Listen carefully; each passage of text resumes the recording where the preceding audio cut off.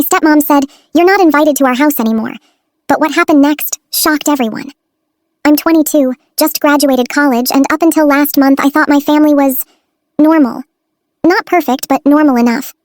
My mom passed away when I was 12, and my dad remarried 2 years later. My stepmom, Carla, was always nice in that fake, overly polite way, but we never really bonded. Still, I tried. I visited on weekends, helped around the house, even babysat my half-brother. I thought I was doing everything right. Then one day, out of nowhere, Carla pulls me aside and says, "I think it's best if you stop coming over." I laughed at first. I thought she was joking. She wasn't. She said I was disrupting the household and making things uncomfortable. My dad just stood there, silent, didn't defend me, didn't even look at me. So I left. No argument. Just grabbed my bag and walked out. I didn't know it yet, but that moment was just the beginning of something way worse.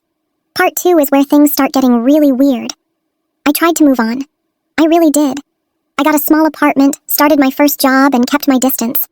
But something didn't sit right. My dad stopped answering my calls. My texts went from delivered to read to completely ignored. Even my birthday passed without a message. Then one night I got a call from my aunt, my dad's sister. She sounded panicked. She asked, "Why didn't you tell me you got a new car?" I was confused. I told her I didn't get one. She went quiet, then said, "That's weird. Your dad posted photos of you yesterday. New car, big smile, saying how proud he was." I felt my stomach drop. I checked his social media, and there it was, photos of me. Or at least, pictures that looked like me, but I hadn't taken those pictures. Different clothes, different location, even my hairstyle was slightly off. That's when I realized someone was pretending to be me, and my dad was going along with it. Wait until you hear what I found out next. I drove to their house the next morning. I didn't care if I wasn't invited anymore. I needed answers. When I knocked, Carla opened the door, looking completely unfazed. Before she could say anything, I heard a voice behind her. My voice! I froze. Standing in the living room was a girl who looked almost exactly like me. Same height, same hair color, similar face, but not identical. Close enough to fool someone who didn't look too hard. She was laughing with my dad like she belonged there.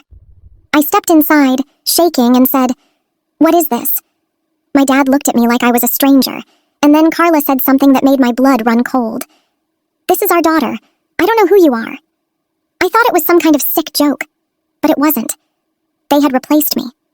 And the worst part? They had documents, photos, even a fake story about me moving away. I realized in that moment, they weren't just lying, they were erasing me. You won't believe how this ended. I wish I could say I handled it calmly, but I didn't. I started recording everything. I contacted relatives, showed them proof, old photos, school records, anything to prove who I was. At first people didn't believe me. Why would they? My dad and Carla had been feeding them this new reality for weeks. But then, the cracks started to show.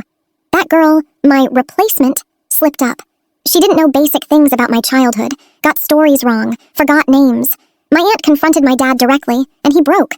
Turns out Carla had convinced him that I was toxic, that cutting me off wasn't enough. They needed a fresh start.